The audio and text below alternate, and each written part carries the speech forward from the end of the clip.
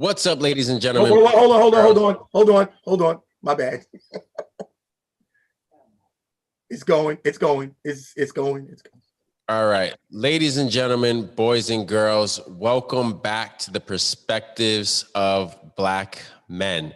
This is a podcast and a YouTube visual experience where we highlight trending topics all through a Black lens. I am one of your co-hosts coming to you live from Chelsea, Manhattan. My name is Dr. Kellen Scantlebury. I'm joined on Zoom by Coach Smith and by Dr. Aaron Johnson. Was good, everybody. And tonight we are coming and bringing straight heat. This is election week. What was supposed to be election day has turned into election week. The election happened on Tuesday. We are still counting the millions and millions of votes that have come in, especially from the mail-in ballots in the states of Georgia, Pennsylvania. We are still undecided. The country is undecided. Nevada. And we're here to talk to you guys and share our perspective on the election, on the man who happens to be currently in the White House, and what we feel like the next 4 years should bring, and how we need to act as Black people in this time of inflection and change of a nation, hopefully. So yeah, welcome, guys.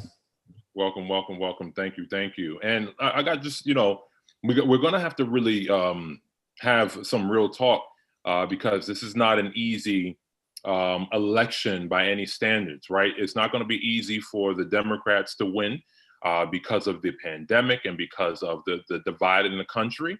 And it's not going to be easy, obviously, for the Republican Party to win because of how their popularity across the country is dwindling. However, we are going to highlight that more people voted for Donald Trump this election season than voted for him last election season. It just so happens that Joe Biden is outpacing him, but there's a lot of people that have checked the box for Donald Trump, essentially saying, yes, we are okay with your style of governance. So we're going to have to talk about that a little bit later on. Yeah, definitely. That's huge. I think we are seeing clearly that we are still a very, very, very divided nation. The fact that, it's basically split right down the middle. And half the country wants one, half the country wants another. It's you kind of have to ask the question, why is it this kind of divide, though? You really got to think about it for a second. What exactly is the Republican Party in terms of what they're voting for? What are they against?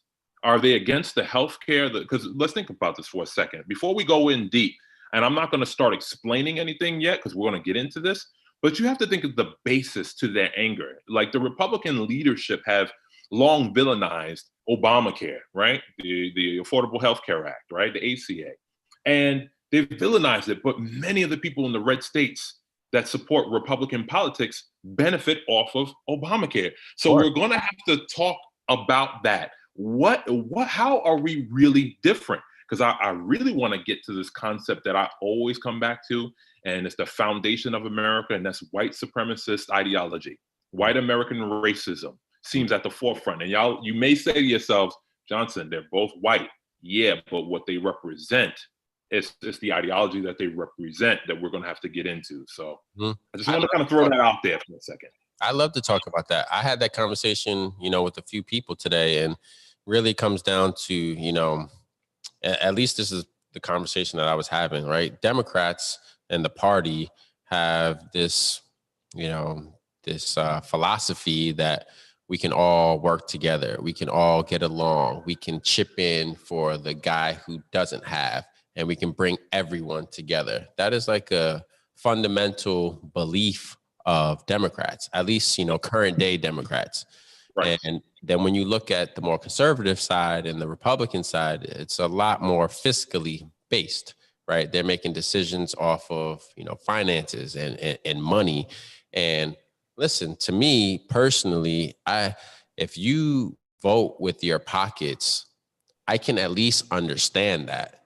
But the person who's in the White House now, you can't ignore all the other baggage and recklessness that comes with it and say, oh, I know he's a bad person, but I know he's a racist, but I know he's misogynist, but like they say that all day long. You if you vote for this person, you aren't just voting for the pieces and parts that you want and like. You're also voting it's a whole person. You can't divide him up into quarters and eighths and only take the good part that you want to identify with. I know personally, me, like when I hear people are supporting them, I'm listening, observing, and I know who I need to be close to, and I know who I need to keep my distance from. But when we talk about Republican Democrats, that's really the ideas and the philosophies that, come to my mind. How about you guys? Yeah, so I would say it's about balance, right? It's like everything that we try to instill in ourselves from a moral standpoint and from even a fiscal standpoint, like let's create some sort of balance where, from a fiscal standpoint, for me, I don't want to spend too much money partying. I don't want to have to I don't want to overspend on my investments. I don't want to invest in things that don't turn a profit for me. I want to make sure that I invest time in my family. And so I think you said it well, Kellen. So you look at, a democratic approach, and it seems like there's a better sense of morality, and it's not just about finances. And then you look at the Republican standpoint, and they're definitely more hardcore from like fiscal responsibility. So I think there's a balance between the two. So, I grew up thinking I was a Democrat because of things that I heard. But as I paid attention to the things around me, I realized I'm probably more of an independent because I believe in being fiscally responsible. But I also believe in being morally sound. So I think what happens is, I think if you're not educating yourself and not paying attention to what's going on around you, the Democrats are telling you what you want to hear, just like Republicans are telling you what you want to hear. Like there's a lot of minorities, Hispanics and African-American and Blacks who voted for Donald Trump in this election cycle, as well as last election cycle, because some of those people are thinking about their fiscal responsibility to their families and to, and to the next generation of their families. So they're not just thinking about today, they're thinking about how that's going to look for them going forward. But you know what? There's more poor white folks in this country than there are poor Black folks in this country. But if you let them tell the story, it seems like we're the only ones on welfare. Mm-hmm. And everybody's on welfare. They dominate welfare. And not only do they dominate welfare, they dominate the fraud of the welfare system. That is a fact statistically. My bad, Devon, you got it. No, I was there. That was it. I was trying to lead right into you going and jumping right in there, I'm glad that you guys mentioned this first, because I really wanted to talk a little bit tonight about what is the problem right now with the Democratic Party, because they are losing Black men. Donald Trump was able to siphon off more Black men from the Democratic Party. So, but I want to establish put a little caveat in what Kellen said. I can agree with a lot of what he said, that Democrats are more of a progressive group in terms of progressively pluralistic. However, both parties, political parties, have an underlying ideology of a white supremacist racist ideology historically. And I believe since we started going into this, the Democrats are having troubles courting, or at least maintaining Black men, in terms of how they used to have 92 to 94% of Black people. They used to have that, and Black men have been dripping away from them because Black men have. Let's talk about it. Black men haven't seen tangibles in the platform. Which platform has actually added tangibles for Black people in it, and specifically for Black people? And the problem is we do not centralize Black people on the Democratic platform, and that becomes their problem. Black people are tired of voting straight Democratic tickets where we get nothing from it. So that's the problem. So I would just add a little caveat that they have ignored Black people on a systemic level. They love to hold our hands. So I would just say that the Democratic Party is synonymous with the concept of sympathy rather than empathy. They'll hold our hands. They'll act like they care about our issues. However, there'll be no policy, right? The empathy would be the policy. That would be, I'm going to make sure I empathize with you in such a way that I'm going to provide policies and laws, right, that will make sure that you are okay. We will start talking about and moving forward towards reparations. We want to solidify by policy and law your humanity, because you have never been humanized here. So I think that's an issue that we need to kind of just highlight a little bit. They're losing certain Black people because Black people are tired. The Republican Party they're trying to court Black people, but their platform is very white supremacist overtly, and they are not broadening their tent. But Black people are just trying to take a chance of going over there because they're tired of being lied to by the Democrats. So it's an issue. There is a problem. They will, I guarantee you, if the Biden-Harris ticket wins and there are no tangibles for Black people in the next 4 years, there will be a mass exodus. There will be Black people leaving the Democratic Party, becoming more independent, and seeing who that they can support, whether it be a Republican or an independent. Like, they're tired. And we're not a monolith because we're not unified and we're not on code. I'm already there. Sorry, yes. I don't mean to cut you off, Dr. No, Kelly, all good. But I'm already there. I have realized, just paying attention to, I work in insurance, and obviously I have some understanding of finances as well. And just seeing the other side of it, and dealing in corporate America, and realizing the amount of money that our tax-paying dollars, the things that goes to, as opposed to our hard-earned money continuing to build our legacy, our wealth. I have children and I work hard, and I'm trying to put my children in position to have a nice start. Donald Trump started his business from an inheritance from his father, like large amounts of money. $400 million in today's dollars. That he swindled away, by the way. This is the man that has been president for the last 4 years that we're touting for his great business record, which I'm sure we'll get into. But like, this all started with inheritance. It's not like he built his business from the ground up, like my brother Dr. Kells has. Like Dr. Kells, he got on the ground and he did the work, and he built himself a really nice practice. So, I'm socially, I feel like I embody some of the values of the Democratic Party socially, but a lot of that is because of my upbringing and my experience. Like, I lived on welfare. Like, we needed welfare. Without welfare, I don't know what some of my childhood experience would have looked like. But there still was times where I went and packed bags at the corner store so I can have a meal. So even with the welfare system helping out, I still had to do a little extra in order to survive, at a young age. So like, I kind of understand both sides of it, because I've kind of been able to do a good job of providing for my family with the help of my wife, obviously. So my experience is somewhere in the middle. And that's why I talk about that balance. Like, you need to have that balance, that true balance to really, understand and survive. I don't want it all. I don't need to have all of the money. I'm willing to share. That's why whenever I'm in a room, I talk up about other people who have the same mindset and the same progress and progressive nature that I have. So because I think it's better, the more people that we can elevate and educate, I think the more wealth we create overall in our communities. Well, let me ask you a question though.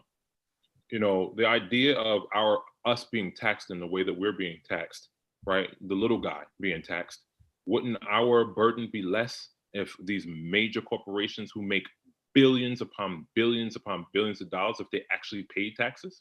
If our own president didn't pay $750, but he gets $100,000 of medical attention when he needed it, that's what we call socialism that they rail against, right? Where you haven't really paid into the system, but because you didn't have it to pay into the system normally, you get covered by everybody else, right? It's almost an agreement with the community, with society, that says, well, we understand that you don't have the resources, therefore you will be taken care of by our society, right? So he rails against socialism, but he practiced it when he didn't pay his taxes, but got all of that medical care on our public dime. Mm-hmm. So I understand you saying, I don't like how I'm being taxed and it seems as though money's being taken out of my pockets to be put in someone else's. However, if everybody paid their fair share, these billionaires didn't have tax shelters and other on islands, different, in the Caribbean. And if they actually didn't have tax policy that allowed for them to not pay taxes on the billions of dollars that they earned here, it probably will be a less of a burden on us.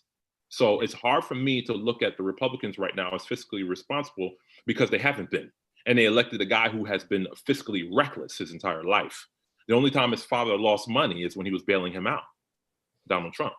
So the Republicans have no values. If you, as far as I'm concerned, they can't be considered fiscally responsible because the deficit and the debt is at its highest under this current president. They can't say that they're for family values because this current president has cheated on all of his wives, and his current one with strippers and porn stars and paid them off.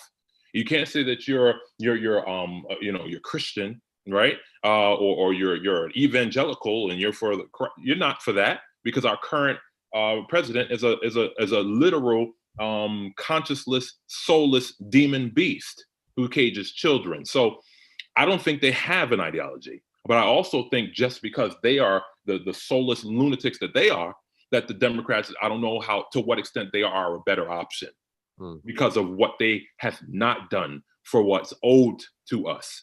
Right, they gotta stop talking. They gotta stop talking and step up and actually fight for us. Yep. That's what they haven't done. They're talking about the Republican Party this, the Republican Party that.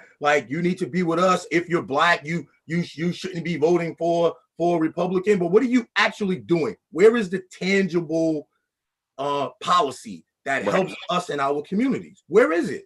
Right. And that's the question for Biden and Kamala. Right. Yep. Once again, guys, everyone who's listening in, we're covering the election. This is the perspectives of Black men. Please subscribe on YouTube. Please also like on Spotify. Again, we're talking about what's going on. This is election week. We are still undecided in this election. I want to go back to a few things that you guys mentioned earlier. And Devon, you said about being independent, right? I think anyone who just blindly calls themselves a Republican and will always vote Republican, or blindly calls themselves Democrats and will always vote Democrat, you're a puppet.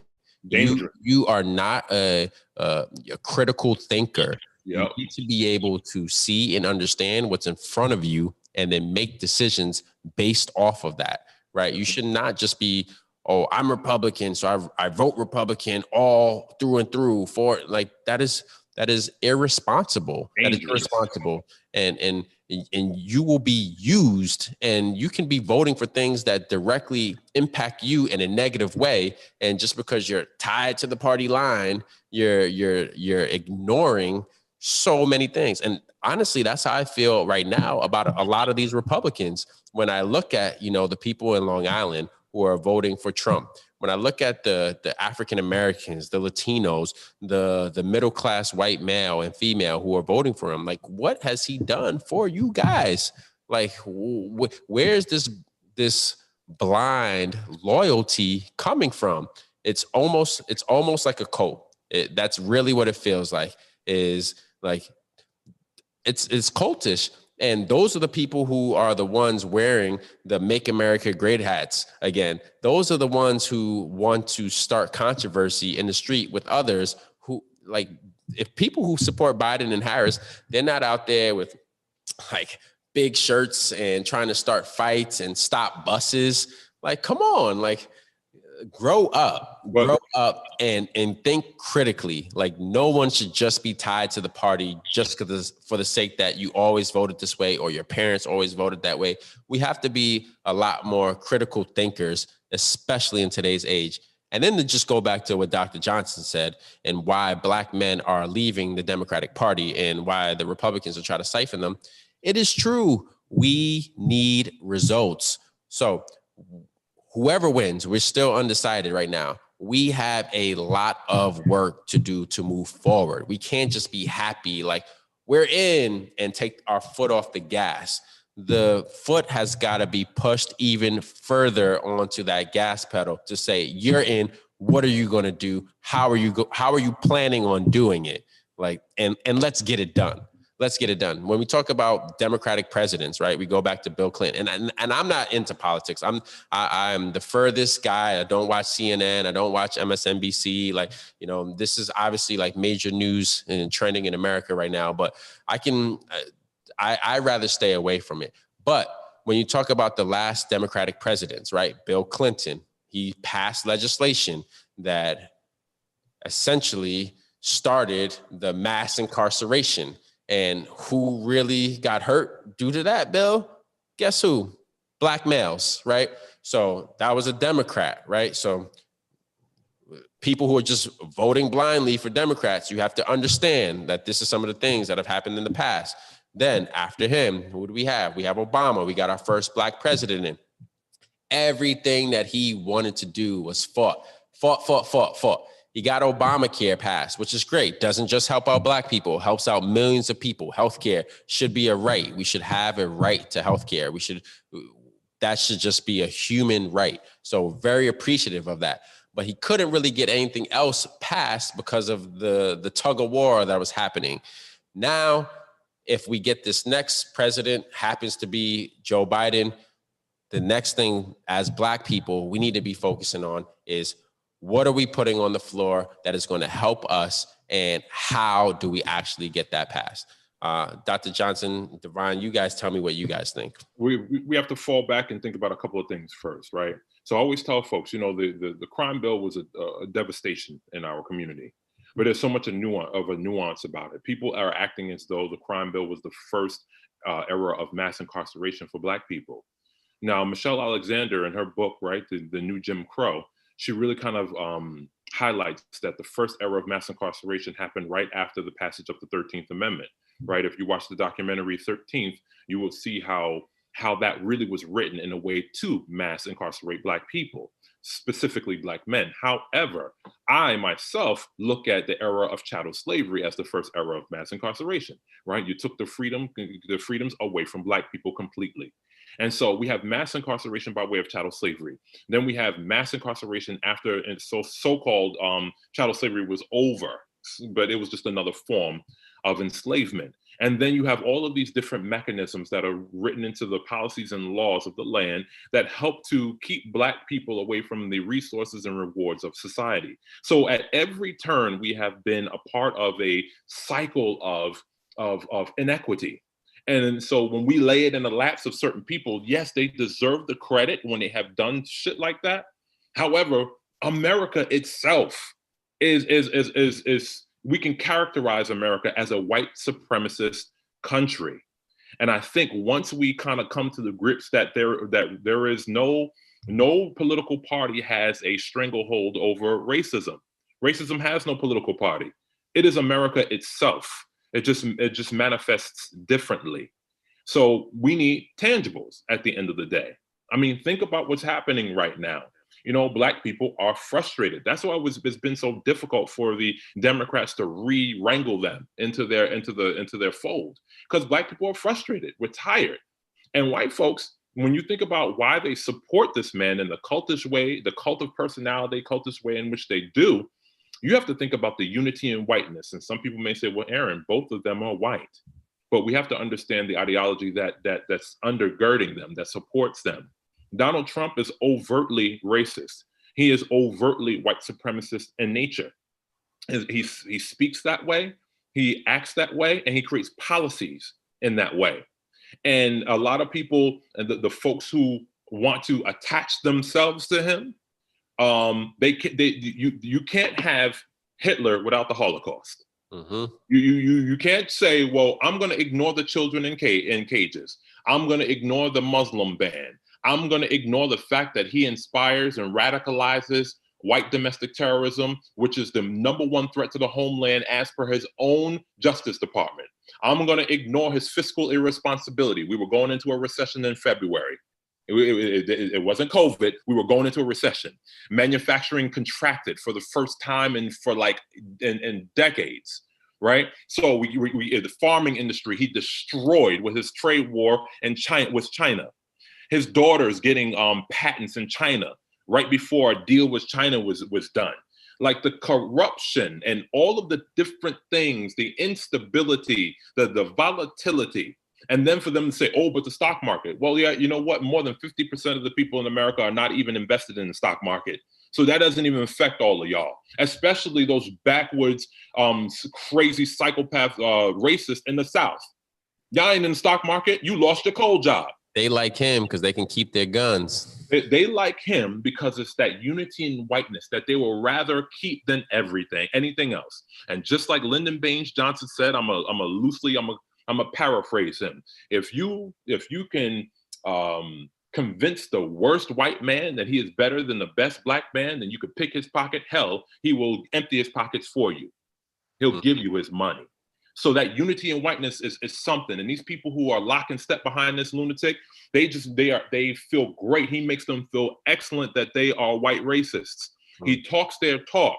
He don't walk their walk, right? Because if he was out there without the Secret Service protection, he'd get his ass whipped. He's not a tough guy, but he talks like one. He's a fake thug, essentially, but he's been protected by his money and now by his position. So they support him because they see that white supremacy as a thing that they want to cling on to. They are holding on to white supremacist ideology with a kung fu grip. They do not want to let it go. They see the world change, and Obama frustrated them. 8 years of this black man frustrated them. They are mad. So any old white man will do. That's why he made it there. He has literally taken we can put the fried dipper at McDonald's can now be the president of the United States because of that. So it's so bad. When I look at him, just again talking to people I've been interacting with over the last 48 hours, I can never look at the presidency the same way again. It's tainted. It is permanently tainted in my brain. They need to Lysol the crap out of the Oval Office. They need to bleach the shit out of that Oval Office because he is just a stain. I'm pretty sure he leaves that spray tan everywhere. His inside of his collar probably looks like an inside of a Cheeto bag. He is such a disgusting representation of what humanity is. Yeah. Have you seen his neck? It looks like he's packing asses in his throat.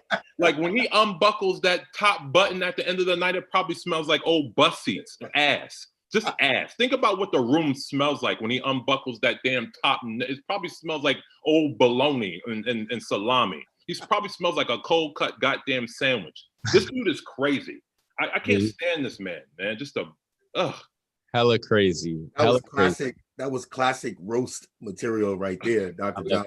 Classic roast material. That's gonna make for a great clip. But it's just when you as the president of the United States, when they say, oh, he didn't act like a maniac in the second debate, he did a good job. When the bar is lowered that low, that is a sad state for our country. And our country's clearly divided. Like we typically are a middle ground country, and we're letting the extremes on the right and extremes on the left really break us apart. I think we need to get somewhere back to the middle. Compromise is a bad word now. What do you think, Divine? Think about how this is. Back in the day, compromise was like a thing. We could be ideologically locked, but then we could come together, both lose something in this general middle ground acceptance of something else. Now it's just like, I'm in my camp and I ain't leaving it. And as a matter of fact, if I come to the table, or I'm coming to the court and y'all don't want to play with my rules, I'm taking my ball and I'm going home. How is that governance in a pluralistic America? It's insane. I think a lot of what people see, for the most part, in general, is very subjective. So when you see things subjectively, you can't really be accountable to an objective view, right? Yep. So it's not all. I think there's definitely a faction of white supremacy in this country, without a doubt. But I also think there's just the pure ignorance, just like you said, I'm going to vote party line. And the fact that Donald Trump has been president for 4 full years, and that he continues to go to a podium and not show any leadership whatsoever, like literally Donald Trump's interest and nothing else matters. Right. How ironic is it that running for president, this man said that he was going to drain the swamp, right? Do you know what he did? You know, he said that. You know why? Because he knows, because he's in that haters to his top 1%. He knows that the gentlemen in the government are the swamp like he is. He knows that they're doing the same things that he does, taking advantage of the little guy. So he classic projection. Exactly. Right. It's himself on everyone. Oh, Biden, Kamala, they're doing voter fraud because he himself, if he was in that position, would be doing 100%. That. If he was presented with an opportunity to get votes for free in a fraudulent way, he would 100% accept every single one. He is everything that he talks, everything that he says is into a mirror. He's talking to himself all the time. He's always talking to himself. Here's what I say about Donald Trump. Here's the reason why I can't vote for Donald Trump. First of all, he is not for black folks. I don't want to call him white supremacist, but he's definitely not for what our agendas are. You can't denounce white supremacy, which should have been the easiest layup. I agree, but I think that's more about him trying to keep their vote than the fact that he is a white supremacist. I think Divine has a point in that Donald Trump doesn't have a real ideology at all. He's more about his ideology is Donald Trump. He is a narcissist. He's a narcissistic sociopath. He couldn't care less. If a whole bunch of black people loved him, I'm talking about if 90% of black people in America loved him, he wouldn't talk a lot of shit about black people like that. He would ride with the wave of what they feel because they gave him the support. So it's all about him in many instances. However, I believe his life's blood, I think his consciousness, he was raised by, his dad was caught at a Klan rally years ago, right? So his dad was clannish, connected to white supremacists. So you can't be disconnected from something that you were raised with partially. We talk about foundation on this show all the time. Right. What is your foundation? And if your foundation is based in white supremacy, then it's hard to break away from that. Right. It's a great scene, right? In the movie 42, the Jackie Robinson story. You know, he's the first black baseball player to play in the major leagues, and he's in the tunnel. His team is about to come out of the tunnel. There's a father and son, white father and son in the stands, and the father and the son's like, he just looks so happy to be at the baseball game. And they're sitting there. The second Jackie Robinson walks out of the tunnel onto the field, his father stands up and right away starts going in. No, you nigger, leave the field. We don't want you here. And the kid looks like he saw a ghost. But his father continues to say it. He says it 3 or 4 times. And so what do you think his son does? He stands up, and his facial expression, this young boy was a great actor. His facial expression went from innocent fusion fear to aggressive aggression. And it's so telling that scene in that movie. It's so telling of things that we're still dealing with. Dr. Johnson said it best, like, stop marrying your father and your grandfather. Like, at some point things have to change.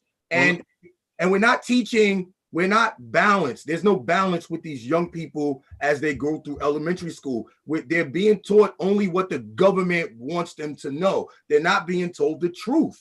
They're not being told the truth. Let me ask you a question then. If that kid essentially is a microcosm of the youth and other people, you know, in America right now. Like, think about that.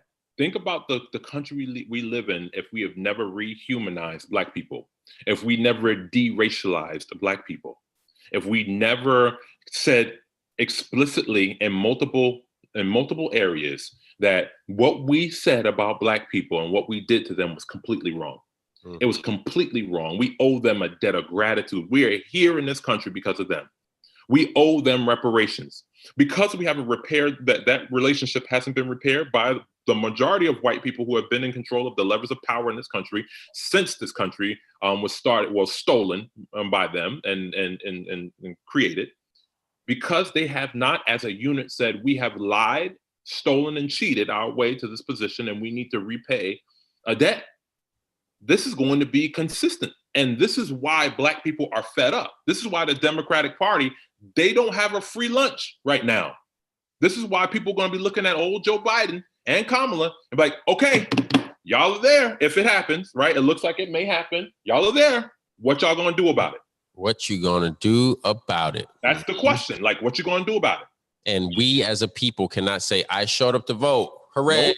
Again, this is where getting into the local government really matters. This is where putting the pressure on the people in your area and in your community really matters. Now is not the time to be chilling, right?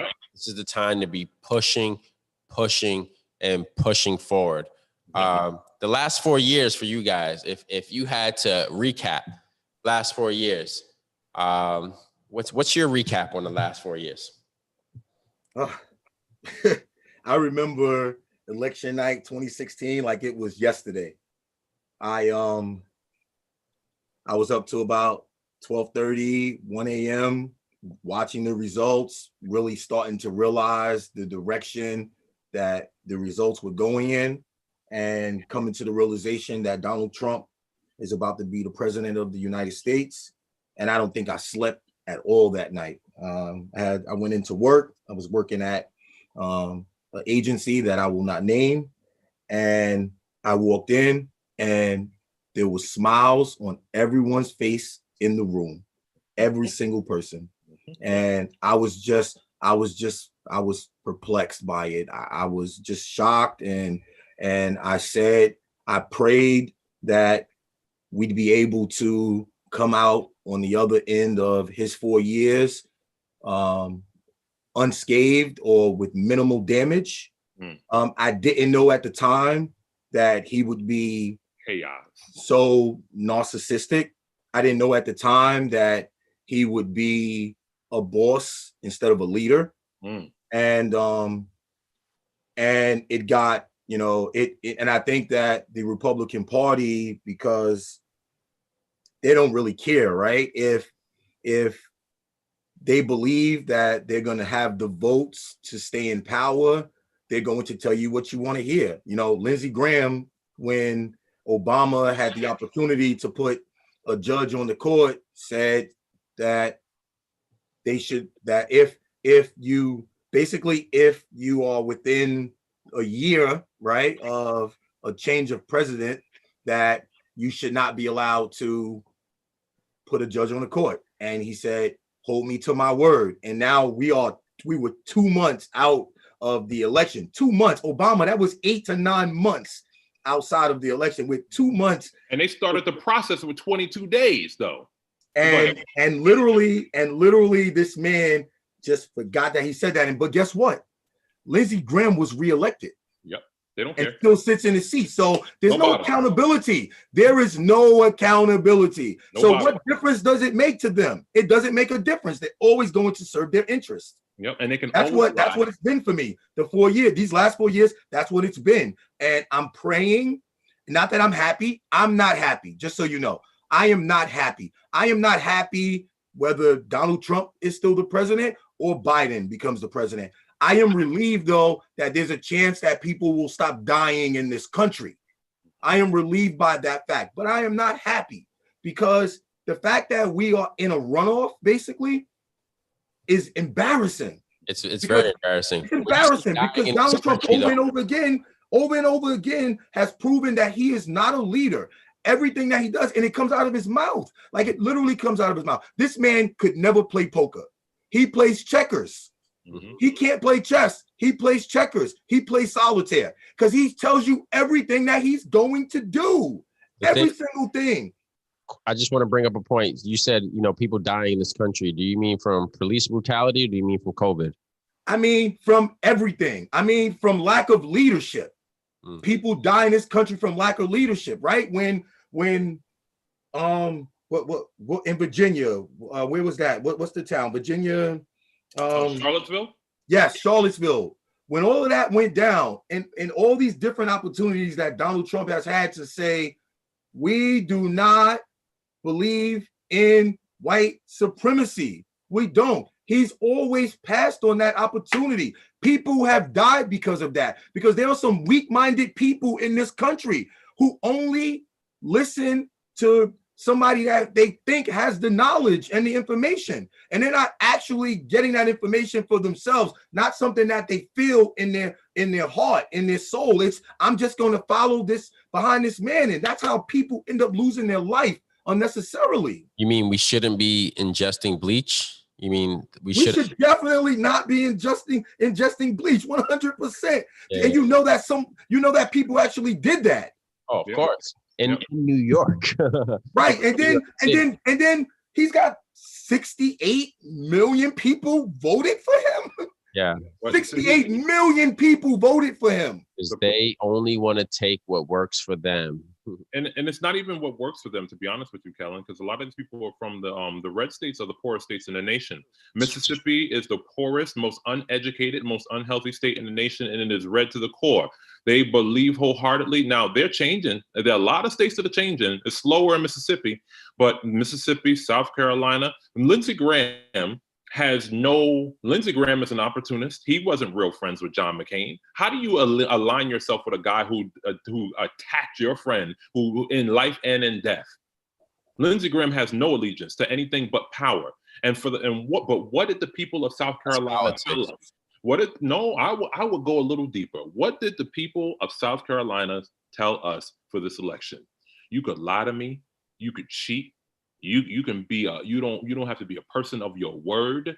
You can be just not a quality human being. You could not be a leader, but you're gonna beat that nigga. We're gonna help you beat that nigga in this race. That Jamie Harrison will not represent us, because right now we haven't grown from who we were in the 1890s or the 1820s. We haven't grown from who we were in the 1920s. So we're gonna let you beat that nigga. You can be the most unscrupulous, the lionist. You can be the most ridiculous person that you could possibly be with no loyalty, and you don't even make our state better. You're more interested in Washington than you are South Carolina, but we're going to let you win because you're going to beat that nigga. We ain't flipping right now. We ain't there yet. And that's where we are. Think about the people who have, look, I'm not saying I didn't have a horse in the race. I could be honest with you guys. During the election of 2016, I knew New York was blue.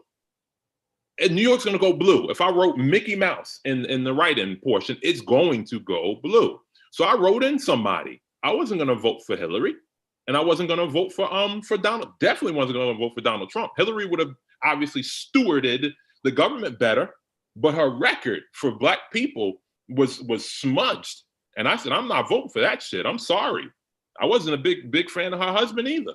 So I was able to write in who I wanted to write in. And I felt comfortable with that, period. And the reason as to why Hillary lost is because Black people had enough. They had enough. They didn't know. And a lot of people don't know Donald Trump like New Yorkers know Donald Trump. They were in love with the idea of Donald Trump. The biggest loser. That's it. Yep. The biggest loser, Donald Trump. The person who mass markets to you and you believe that he's successful because you don't know the black bags that you haven't seen the black bags that we've seen in New York. You don't know about the Central Park Five. You didn't know about him, and his record of being sued by the state. The craziest thing is that when that stuff comes out and you still vote for him. They don't care because I'm locked into my whiteness. I'm locked into him making me feel good about being the racist that I am. I'm going to be beholden to this. It makes me feel, I don't care that he's trying to get rid of a healthcare system that I profit from, that my poor broke ass profits from. I'm going to still vote against my own economic interests in the interest of my hate and the interest of me feeling good about that hate. This is my country and we're going to make it good again. And I always ask people, well, when was it good?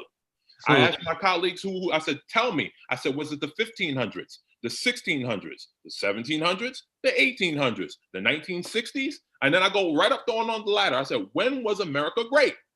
Break it down for me. I said, I'm ready to listen, and everybody gets quiet. They understand what that language is. That language is when you niggas knew your place. That's when America was great. The Leave It to Beaver era in the 1950s, when you shut the hell up and we ran the show and you knew your place in society. That's what they understand, and it's implicit in them. They can't even articulate it well. They just know back in the day, y'all didn't say nothing. We ran the show and you shut the hell up. And so that's what they want. I have to say something, okay? And I don't know if some people in our community want to hear this, but I'm going to say it anyway. We got to wake up, and we got to do a better job of educating ourselves, educating our children, and like stop watching the clips on Instagram. Mm-hmm. Like, we actually got to do our homework and get some factual information and understand that some of what we don't have is in our control. Not all of it, but there are some things that are in our control. So while we sit here and we talk about some of the stuff that goes on in some of these other communities, we also got to shine a light on the positive and the negative that goes on in our own communities as well. We need to wake up. I couldn't agree with you more. I think there's so much, and I personally believe everything that we want is under our own control. I'm not waiting on any president, whether you're black, white, man, woman, alien, human, to give me mine. I'm going to go get mine. Like, this is the golden age. You want to talk about, when was America great? America's great right now because we have this thing called the cell phone that if I want to look some shit up, I can find it in 2 seconds, right? And I can get access to that information very, very, very easily. Information is power. I couldn't agree with you more. We have to wake up.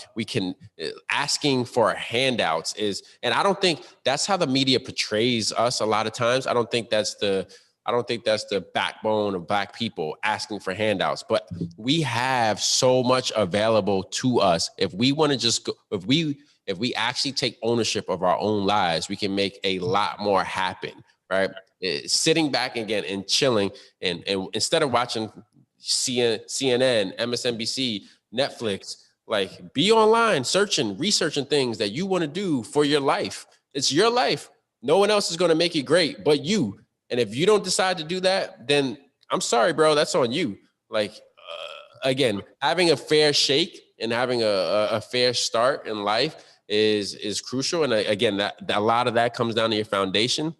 However, we can overcome so many obstacles with just simply educating ourselves with the power of the phone. It is the most powerful tool on the planet today, and it needs to be used. And our people need to wake up. Stop sharing fake news. You see a headline, don't share it if you haven't read through it and understand if this is someone's like opinion or is this actual facts, right? Because spewing misinformation is to uneducated people, you're essentially assisting them in making bad decisions. And we need to do a much better job of understanding that there's people out there with all different intelligence levels, and we can't just take that for granted.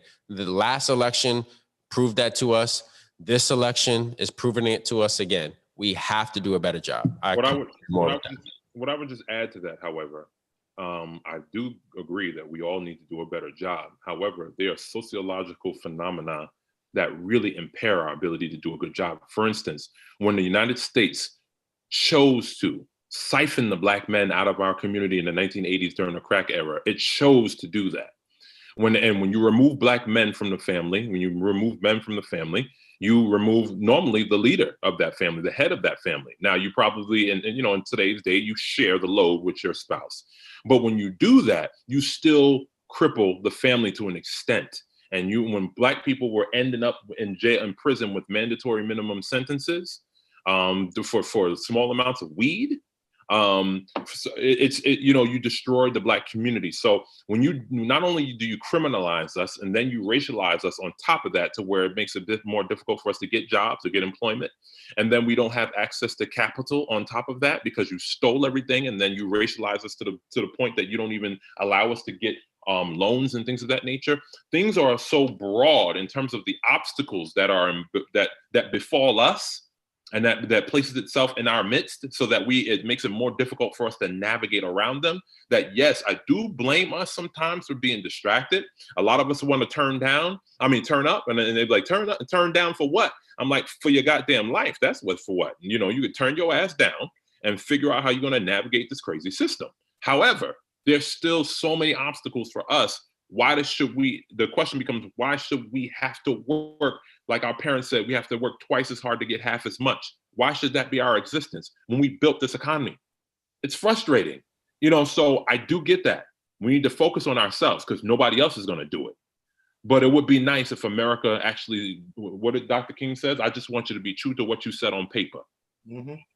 I wish that was what our experiences were. It's the double whammy, like sometimes we can't get out of our own way, but there's some things that are out of our control. But, that's why, we're going to talk about what's next, right? Because we can't sit here and settle for the fact that it's a strong possibility at this point that Donald Trump is no longer going to be president. But how does that change policy? That doesn't change policy that we change presidents. It doesn't change policy that the vice president could possibly be a black woman. That doesn't change policy. So we got to talk about what we're going to do going forward. That's why Judith Montalban, Andrea Deloney, those people are important because they're actually in our communities here on Long Island. And they're actually providing this information and this education and being a part of these networks, which are creating opportunities for the community.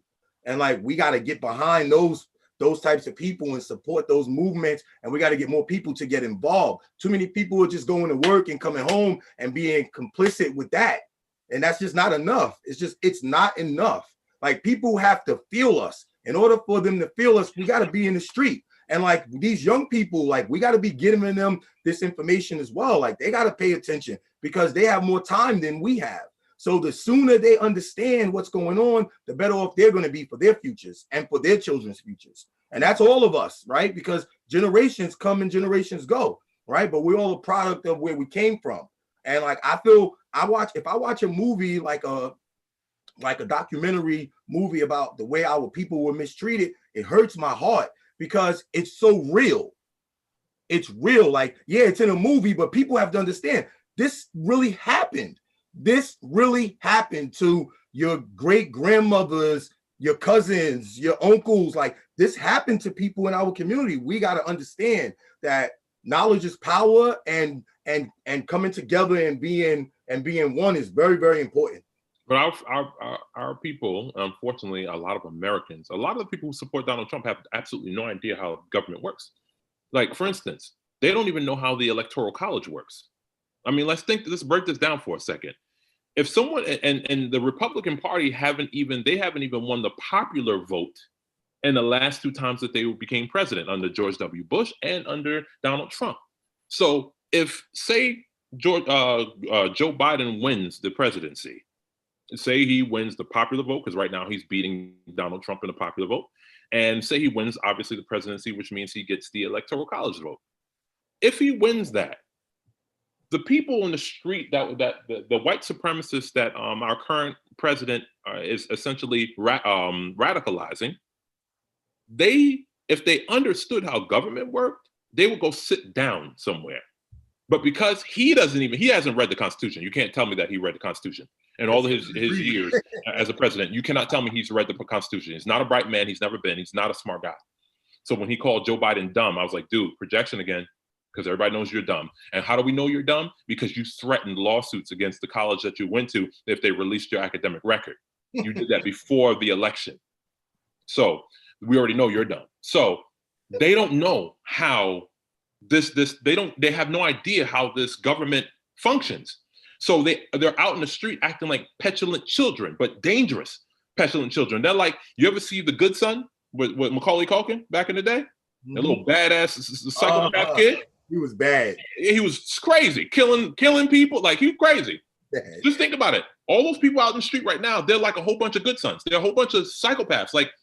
Because we didn't get our way, it's gonna be a civil war. Think about who are the only people in this country right now talking about civil war. Shouldn't black people be talking about civil war? Amen. As much that was stolen from us, shouldn't we be talking about that? They're the only dummies out there, the most privileged people in America talking about civil war. And they're mad because a lot of them did not use their privilege properly. So if they're white and they're struggling in American society, whose fault is that? This country was literally created for you to be successful.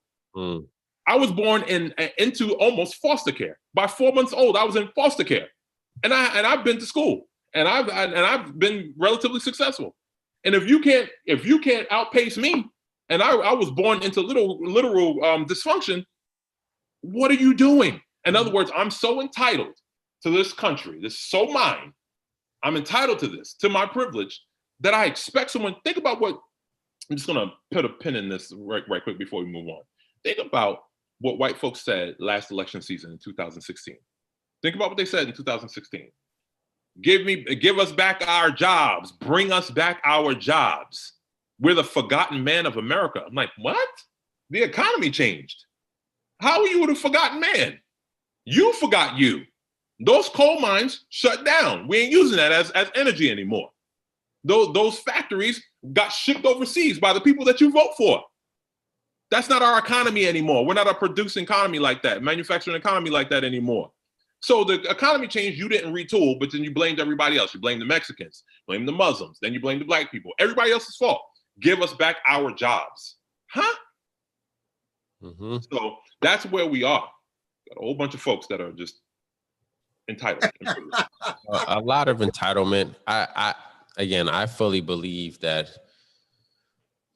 listen, and this might not be a popular belief, but I believe that no matter what race you are, black, white, Muslim, Spanish, Indian, like yes, is it harder for some races? Of course, we know that. That is just reality. So once you know that, but then you can do whatever you want. You can do whatever you want. We cannot let that stop us. That is just inherently here. Unfortunately, do we all wish as a Democrat, again, and this is where I think the ideology comes in, like, do we wish it wasn't this way? Of course. I wish it wasn't this way, but the reality is it is.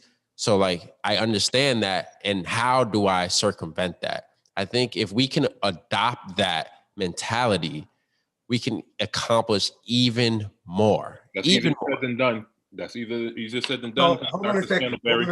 I'll say this. We have, the three of us, exactly, perspectives of black men. Exactly. We are examples. We are examples for young people in our community that you can overcome anything. Wait. I grew up no different than Dr. Johnson. I had no idea what my life was going to turn out to be. At 13 in 8th grade, I wasn't even going to school because I had one pair of lottos. Yes, the ones that you can take the lotto patch off and change the color. And it had a hole in the bottom of them. And I had 2 pairs of jeans. I got tired of being bullied in school. My mother was strung out on crack. And I was leaving home and going to my cousin's house. And I was staying there all day long. All day long.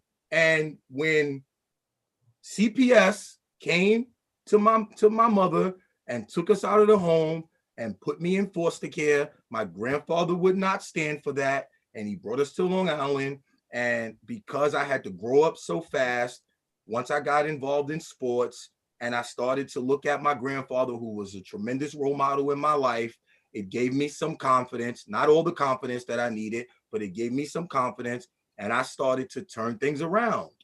And I started to get in and playing sports and getting around good leadership, good men, some white and mostly black men from my community. That helped me to learn. And then I realized that I wanted more for my life than what I had experienced as a young person. And I realized that I wanted. Did you hear what you're saying, however, though? You had the hard, the rough road, but then you had someone you can look up to. Kellen had mom and dad. I had Earlene Johnson after the crazy and during some of the crazy, but I had Earlene Johnson. We still had to fight though. We still had to fight for. What about the kid whose grandfather or grandmother is 37, right? He's a little or 40 because their kids got started early.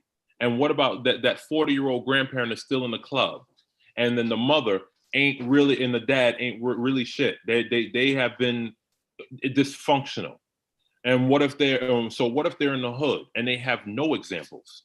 What if they have no ability to latch on to somebody that's positive? What if everything around them is negative? I was at a basketball court one day when I first started working my job at Bayshore, And I was at a basketball court. I went to Bolden Mac one day after school just to play ball, which I rarely did, but I was, at that point, but I went. And I played on the team with some kids that weren't the best kids, but because I was good, I knew we were going to win and I was going to give them a feeling of winning. So we played. And the guy on an opposite team, an older guy, he's like, well, no, I mean, a young man, he's like 19, 18, 19, whatever. He was so frustrated, but he was cursing, and nigga that was after every single word, it was nigga. Come on, nigga. Like just angry, because I was killing. I was like, I'm just not going to let y'all win on this one. You had to tell us how good he was, right? So I'm saying I rarely talk about basketball. I was gonna say Johnson in basketball, like this. No, he's not really a player. He's not a basketball player. So. I rarely talk about it, but I was pretty good. Anyway, so we killed, and at the end, I felt so bad. I talked to the young man. I said, "Look, I said, I said, is that what you think you are? Is that who you think you are?" I said, because I hear how you're responding, and I hear how you're talking, and it sounds like you like calling yourself nigga. I said, I think you a lot more than that. I believe that you're a lot better than that. And so when I was done saying that, and I said, I hope you think so. He said, mister, I ain't nothing but a nigga. I ain't gonna ever be anything else other than a nigga. I almost cried on that basketball court. And I had to hold back my tears and my frustration and my anger that he was socialized into that mentality that I said, well, I think differently. And I said, but I'm just a stranger, but I said, I think very differently, young man. And at that time, I'm 25 years old, and he's 18. So I'm not even, I'm not that much older than him, but my mentality was so beyond him. Of course. So I want to say to our people who are being conditioned in the hood and hardened with that conditioning in the hood, it becomes very, very, very difficult to break out of that. Mm-hmm. Some of us do, but it's very difficult. And we have to they have no representation anywhere, in the school setting, at home, anywhere. So they look towards the drug dealer. They look towards the hip hop artist. They look towards the basketball player and wealth. And that's it. And it's esoteric to them, but it's aspirational, even though it's esoteric to them. Well, I want to get them to look forward to Divine Smith. I want to get them to look forward to Aaron Johnson. I want to get them to look forward to Kellen Scantlebury. Because guess what? You did your job. That kid, that young man, had a conscious choice right at that time. And he could have said, you know what, man? I don't know you from a hole in the wall, but you clearly are spitting knowledge and game to me. Let me get your number. Let me text you sometime, right? And these are the things that we just need to teach other people, because it's not that hard. Let me go to coffee with you. Let me sit down. Let me have a conversation with you outside of this game, because we all have conscious decisions. Listen, growing up in Hempstead, I've seen a lot of stuff, and I know a lot of people who made some very, very, very bad decisions. But you know what? At the end of the day, it was their choice, and we all have choices in life, and we just got to make and do a better job at making choices that actually help us move forward in our life. We have to. Yeah, we can say that, and we should do that. But if I'm in the hood and I'm surrounded by dysfunction, I don't know how easy that choice is. I don't care how dynamic the person is that's in front of me talking to me. Easy, but life ain't easy. To be successful ain't easy. Being broke, guess what? Ain't easy. Anybody. So pick your hard. Like, you want to be broke hard or you want to be successful hard? But the question becomes, you guys are speaking from a position of having that awakening here. If that's not even if that's not even in your vocabulary, that choice is not even in your vocabulary. You are completely immersed. You can try, but your resources aren't there. You can try, but there is no more support. The guy that said something to you sounded really good, and I do want to call him, but now I got to go work, or I got to hit the block. I have no support at home. When I go home, nobody's there. My granddad is in the street. My dad is not even around. My mom is a hood rat. Like, people are surrounded sometimes by this real that it's hard for them to break out of. And there's a lot. Some of us have something called grit. Some of us will grind this shit out no matter what. We will grind because we're not gonna be what we came from.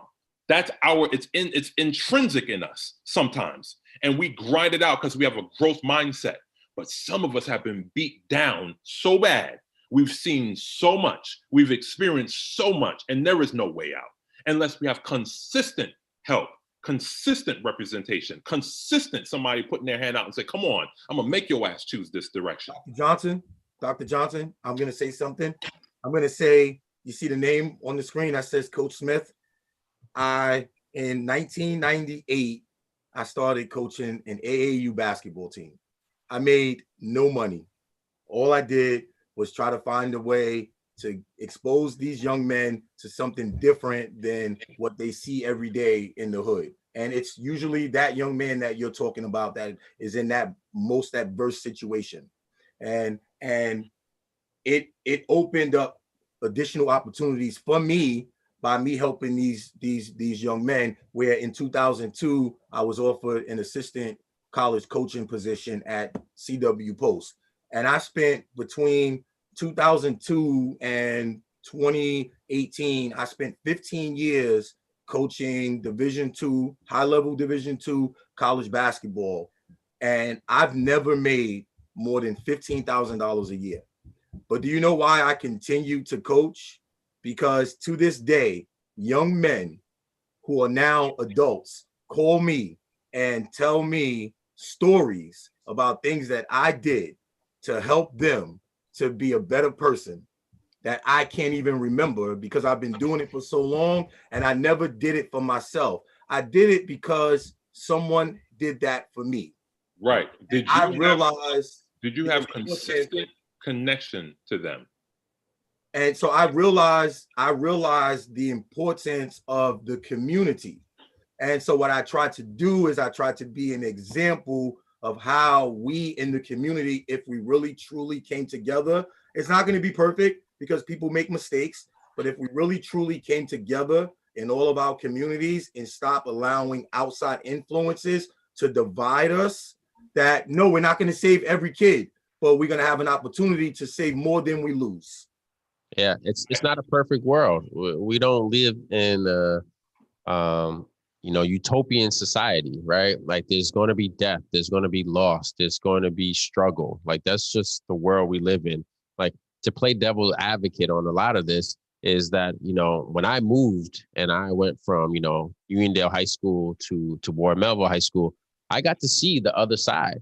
So, I got to be around, black folks who always had, their parents were lawyers, their parents were, high-level administrators on college campuses, and they had every opportunity afforded to them. And some of those people at the same time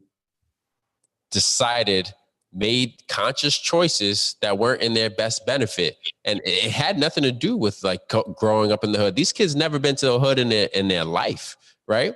So I say that to say that I think a lot of this is very personal. And when you say it comes from grit, I think that's something that is intrinsic, but also can be learned. I think that is something that, from watching others, exposing yourself to others. Again, the power of the phone. We can look on our phone on Instagram and we can choose to follow the hood stars. We can choose to follow the basketball players.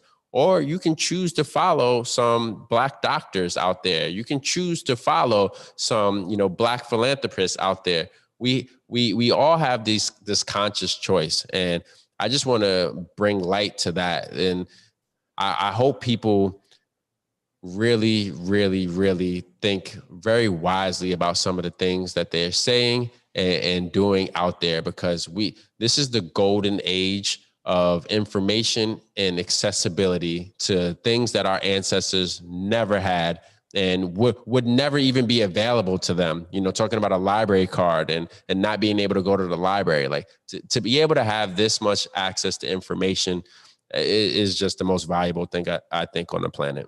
I got to tell you guys something. I'm following the chat right now. This thing is on fire. I think that I'm sorry, I just got to say this before you get to the questions or the chat.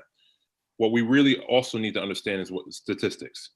Statistically, black kids coming from successful homes don't make those bad decisions. You may have seen it, but that's more anecdotal than it is statistical.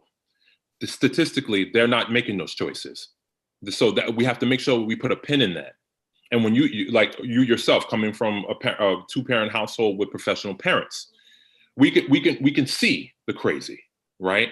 However, these kids, yes, decisions matter, but representation matters.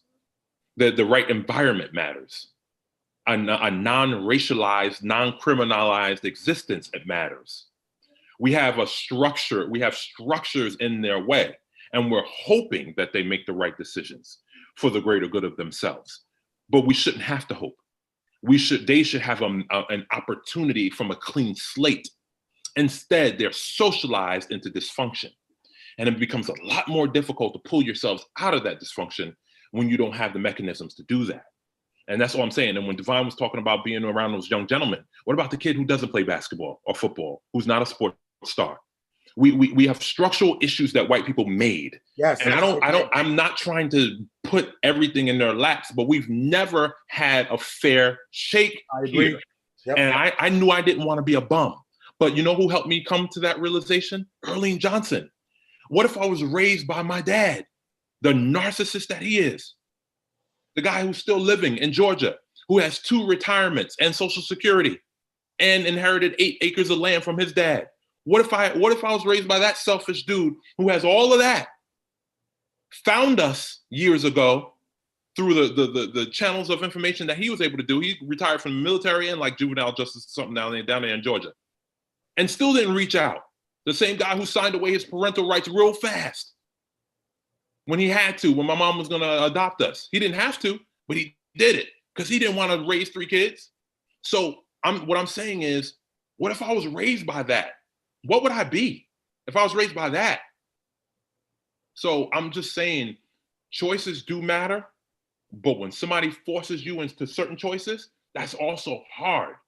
When you have no resources and your choices are, I got to hit the block for my family, or I got to work multiple jobs and not focus on school for my family. Like it's rough. No, and it's real.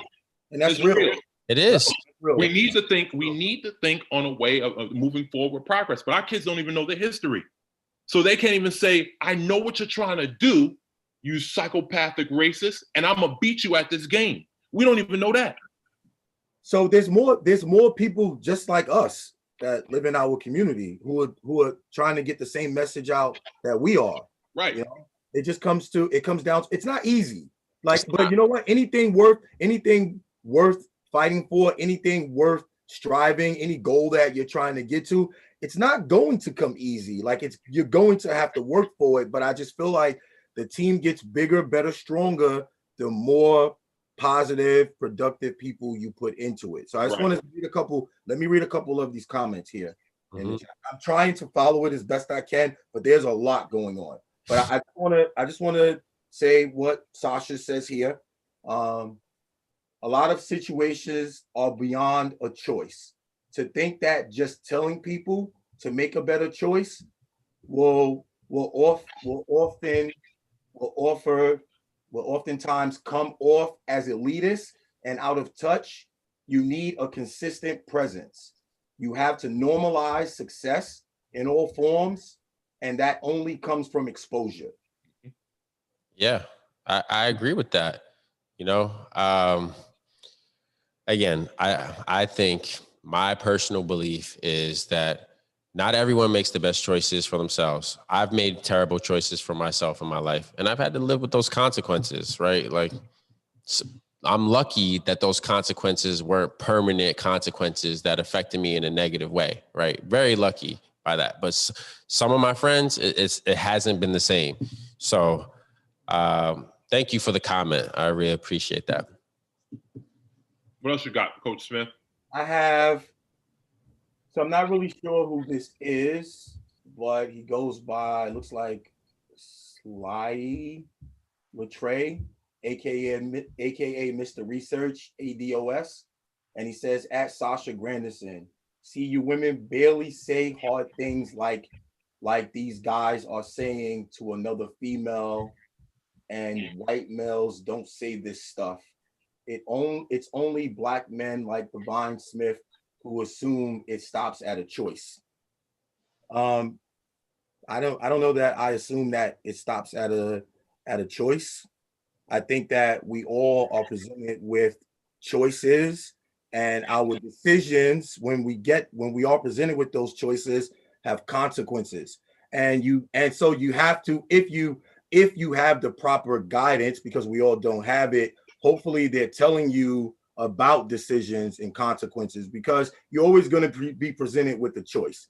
At every time you make a decision, there's a choice for the most part. Let me not say every time. There are times where like you're in a spot where you only got one decision that you have to make, and hopefully you're going to make that decision because you're probably up against the barrel, right? So, but like a lot of times, you know, you get that feeling of this is right, this is wrong, you know. So like we do have some choices.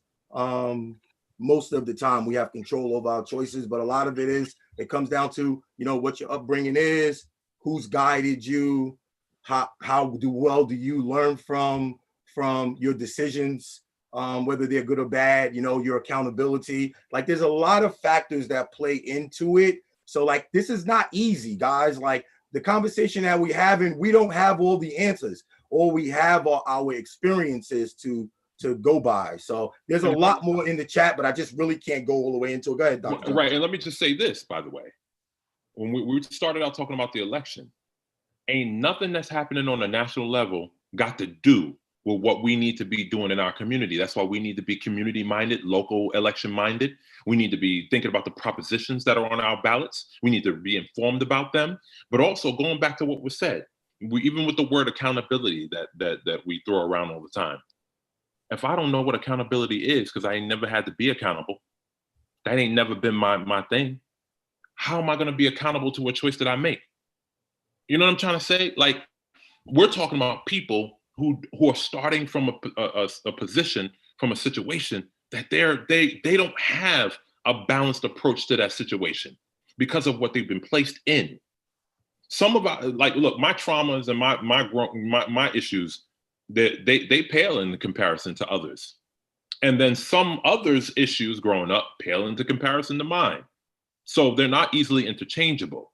And we're talking about ourselves, individual choices, but we're also talking about the representation that was in our lives. I happen to have Mr. Crane, God rest his soul. I happen to have Mr. House. I happen to have Mr. Dean. I happen to have these people in my life outside of my mother to help me make and respect their sacrifice and help me make those changes. But we are living, this world that we live in is different. It's different for us. Our existence is different. And I don't believe in having a million excuses, but I do believe in understanding the circumstance and the situation that becomes very hard to navigate for some of us. I'm going to give one more here. I want you guys' feedback on this.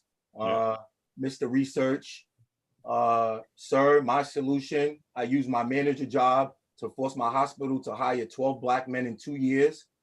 And I am on the diversity impact team at my job because I am the only Black man at the entire hospital. So before I get into that, I want to just echo what Dr. Johnson said. I think it starts with education, right? It starts with, you know, the idea that knowledge is power. And it's unfortunate, you know, we're living in times that were decided by our ancestors before us. And we have very little influence. No human has influence on what situation they get born into, right? That is the one choice that we actually cannot make, right? And everyone's situation is different. Some people, like we said, have it really, really, really, really bad. And I've started from a place where, you know, their dad was in jail, their grandfather was in jail, or their dad was in a gang. So, and then their grandfather was again. And it's like, just, you're basically born into that situation. So yes, those examples are 100% out there and they are real. Education is the key. And I'm going to go back to the cell phone and the power of the internet. The way that we even started this podcast was because of that, right? Like the power of connecting via Zoom in a time where we theoretically weren't even supposed to be meeting other people, right? And hearing Aaron speak, Dr. Johnson speak, hearing Divine and how connected he is to the community, really, and then seeing what happened with George Floyd really awoke something in all of us to come on and want to share our experience with other people. We made that conscious decision. No one forced that on us. No one like held our hand to make that choice. There was just something innate in us that we really wanted to do and share and spread this knowledge to other people. I think the idea of knowledge is power and education and knowing not only where we come from, which Dr. Johnson does a really exceptional job at educating us to, is now the shareability of this information. And again, that's where I keep going back to the phone. And there's stuff that goes viral for the wrong reasons. Why isn't the perspectives of Black man going viral? Why aren't we getting this information out to millions of kids across this country right now? Like that's our goal. That's our goal. That's what I'm talking about when I say choices, right? Like there's stuff out there, but because it ain't cool or because it ain't hip or because it ain't what the cool kid in high school is doing, right? Like it doesn't get that shine, it doesn't get that light, but that doesn't mean it's not out there and it's not accessible to people. We got to search it and we got to serve it. It's got to be searchable and it's got to be servable. And I think we're doing our part here in having this conversation. And again, we started talking about the election and I'm super glad that, we brought in some of this other stuff because I think this is very, very important. And it has to do with some of the things that we're going through with the election and choosing our leaders. All right. Like this all comes full circle. But the servability, the education, and the ability to share it easily is what I feel like we need to consistently be pushing out to our young people. This stuff is here for you. Search it out. But if it's not in my algorithm and it's not in my consciousness, how am I going to know to look for it? If I'm not, this is not my cup of tea. Maybe if I hear you one time, I'm like, okay, that's dope. And I'm gonna tune in. But I ain't never gonna see you because I'm not searching it because it's not my algorithm and that's not my speed.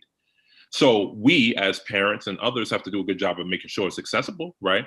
And we have to try to beat the system and try to get on young people's algorithm and older people's algorithm. And I'm not giving excuses. I'm just saying like, there are structural things that we need to have moved out of our way. Our kids wouldn't need Perspectives of Black Men or any other podcast if they had equity in American society, if their teachers weren't white supremacists in their whole school systems, if their government leaders weren't white supremacists. Like if we had, for instance, the gentleman that was talking about being on the equity team at his job and getting Black people hired, that's excellent. But look at this. It's like being in the middle of the Atlantic Ocean in a boat with a hole in it, in a bucket. You're trying to remove water. That's tiring. That's hard. It needs to be an institutional prerogative. So all of the things that we do, I'm not saying it's a drop in a bucket, but it's difficult when you have an entire institution that is exactly the opposite of what you're trying to do. We're trying to inspire our kids to be great. Our society tells our kids they're niggas. So it's counterintuitive to what we're supposed to be, and it's counterproductive to what we're trying to do. And it's absolutely frustrating that why should our kids have to navigate and wade through this water to get to facts and truth and self-respect and dignity? Instead, we teach them over and over and over from our society that they're niggas. And then we get representation through these elections. We're forced representations, forced binary choices. Joe Biden ain't our savior. Kamala Harris ain't our savior. Donald Trump is a loose cannon sociopath. He's mentally ill, so I don't think he's fit to be president. But nobody's in that seat of power is going to do for us. So yes, we need to think about doing for self. However, we need an agenda and we need a code. I started writing a book about Black people getting on code. I need to get back to it. It's a shame that I haven't gotten back to it, but somebody asked me about it the other day. But we need almost like a Bible, something that we can always know how to be on code. And it becomes a part of our culture. You know how in every Black family, there are certain things that are like consistent across the board for all of us. Certain Black sayings, certain things that we do. When you see something online, like, oh yeah, my mom did that. It's certain things that we have that we're consistently connected to. Our code should be just like that, about how we hire, about how we speak to each other in the street, how we don't let nobody throw Black women or Black anybody under the bus. you know, in public settings, how we got each other's back. Every other culture does it but us. Everybody is on code but us, because we've been socialized to hate on each other and socialized to believe that white people's water is wetter and that their ice is colder. So we got to start getting back to self, knowledge of self, you know, a certain kind of self-respect and dignity of self, and be learned and want to do it. But it starts at the root. If we start our kids off in kindergarten and raise them up, even in dysfunction at the house, if they had representation at the school, that can maybe help them. Yep. I wasn't reading another comment from the chat because I think it's important that our participants have a say in the perspectives of Black men. And it's from Sasha Grandison.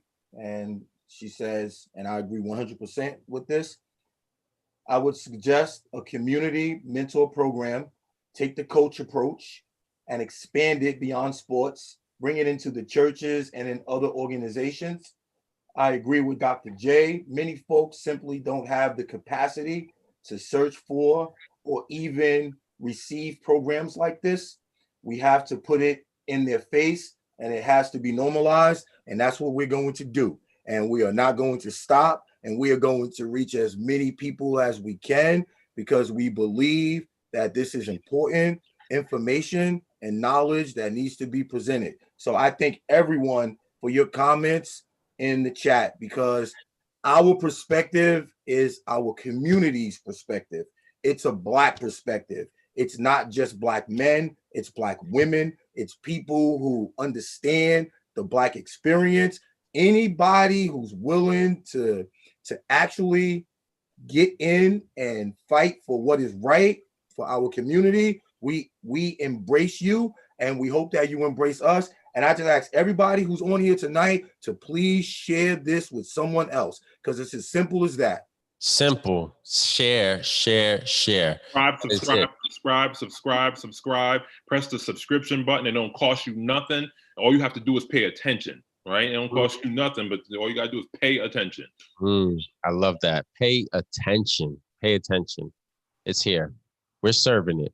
On the shelf.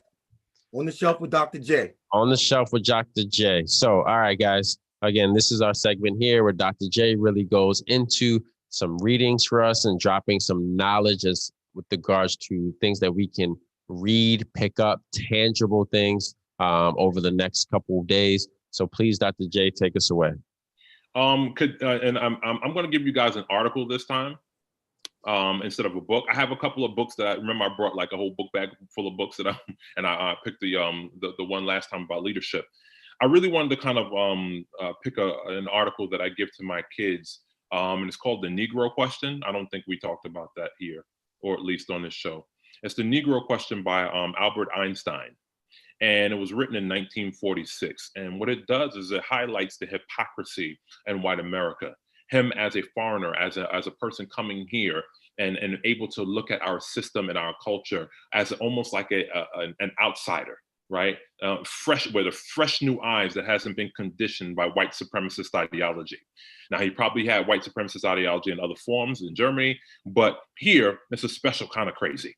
And so he basically started asking questions like, why do you blame Black people for their condition here when it was you that dragged them from their homeland and forced them to work for your comfort? He said, it's time to be introspective about the traditions that you support. And it's an excellent read, and it reads like he wrote it yesterday. Some people don't understand or don't realize that Albert Einstein was actually a social justice champion. You know, I don't always raise white voices in these discussions because it's important for us to raise our voices and raise our narratives and perspectives. Toni Morrison always puts it great that she doesn't like to write with the white gaze, right? Raising and centralizing white characters in her work. So I don't necessarily do that all the time, especially here. However, I like the position that he takes. This position of looking at our culture through this blank slate, like, wait, why do y'all blame them for so much when you create the conditions that they suffer in and then blame them for those conditions? It's time to, he said, accepting tradition is good, right? Just accepting traditions are good in many cases, but sometimes you have to reevaluate those traditions and ask, are they righteous? Are they good? So The Negro Question by Albert Einstein, written in 1946. It's a pretty good read. It reads like he wrote it yesterday. And we'll make sure to drop that in the link as well, so anyone who wants it can easily have access to that. Closing thoughts, guys. Talk to me. This was a great episode. I love this discussion. I'm like my blood pressure has gone through the roof. I mean, because you know what? I'm so passionate about being someone in the community that's giving back and trying my hardest to, you know, build the community up as best I can. It's everything to me, you know, after my wife and my kids. Let me make sure I say that. But the community very near and dear to my heart. So I'm just excited about the chat, yo. I don't know if you guys noticed, but I've spent more time looking at this computer on my right with the chat than. But that's awesome, though. Then, you know, so I just from the bottom of my heart, like I just really truly feel that the community is stronger when we come together. You know, if you take a young person in an adverse situation and you put them in a positive situation, that young person has a better chance of a positive outcome, right? And if you take a person that comes from an elite situation and financially sound situation, you put them in the most of adverse situations, like they're going to turn into who they need to be to survive. Like it's a condition that your environment sometimes creates. So, you know, the more we outreach that we can create, and like Dr. Johnson alluded to, like some of the people in the chat have said, it's not just basketball, you know, it's the church, it's the, you know, the boys club, it's the choir, you know, whatever that is, we have to make sure that we're presenting the correct message to our young people. And it's got to be about the betterment of the community, because that's wealth. Like the community grows, wealth grows in the community. That's just, they go hand in hand. So like these outside messages that we've been receiving have been sent into our community for a reason, because they want to create this dissent and this division. And so we have a responsibility to make sure that we are more productive in creating a more holistic approach to how we treat, you know, people and our community. So I mean, that's really important for me. And I just want to give a shout out to Empire Athletics, which I've just become a part of that organization. And it's because of what we're talking about right now. Not only are they doing a great job teaching young people the game of basketball, but they're teaching young people how to deal with real life. And like, I really love the fact that they're doing that. And that's why I'm representing what they're doing. I think, you know, at the end of the day, I always hear people when they want to talk about our community that, you know, we should work harder and pull ourselves up by our bootstraps. And it frustrates me because Black people forever here in America have made a way out of no way.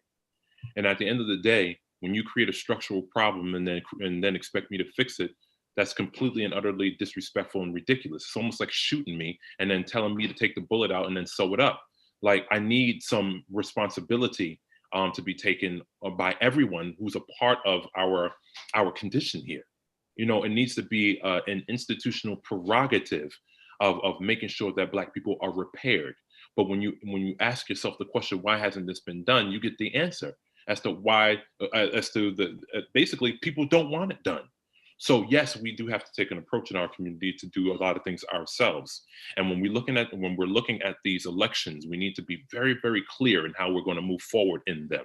We need to understand that no matter who sits in that seat of power, a lot of times that power never comes down to us in the communities. We have to understand that we need to focus on community elections, local elections, school boards. How are you going to have a dominantly Black community with a dominantly white school board? That means we're dropping the ball in some way, shape, or form. So we have to start really, really looking at how we are trying to make change in our localized communities. And yes, and then raise our leadership and then try to make change on an institutional, broader level with being at the table. But right now, we don't have the unity, we don't have the platform, we don't have a unified message to get exactly what we need. I'm tired of people out the street with their performative protests with us, saying Black Lives Matter, say Black Power matters, say Black reparations matter, and then put your vote where your mouth is. Did you know that 55% of white women voted for Donald Trump? How many of that 55% was out there in the street saying Black Lives Matter this past summer? I'm tired. I'm tired of everybody lying to us. I'm tired of everybody acting like our condition is because we made it that way. Be institutionally interested in changing things for the better and for equity. Be true to what you said on paper, as Dr. King said. I love it. What I want to leave the people with is this. Again, and I've echoed this on numerous episodes. You do the best that you can until you know better. And then when you know better, you have to start doing better. We're kings and we're queens. That's our lineage, kings and queens. We need to make king and queen decisions on a daily basis. It's not easy. Whatever role we take in life ain't going to be easy. Jail ain't easy. Living in a big mansion ain't easy. Pick our hardness. Pick what's going to be difficult for us in life. We have that choice. Choose wisely. Everyone, this is the Perspectives of Black Men. Thank you so much for tuning in. We'll see you guys next week on another exciting episode. Until then, please subscribe. Don't forget to subscribe and tell a friend to subscribe, and then you tell that friend to subscribe. This is factoring. Everybody should subscribe and have a friend do the same. It is what it is. Yep. That's what we need. We need everyone. We need the community. Please subscribe.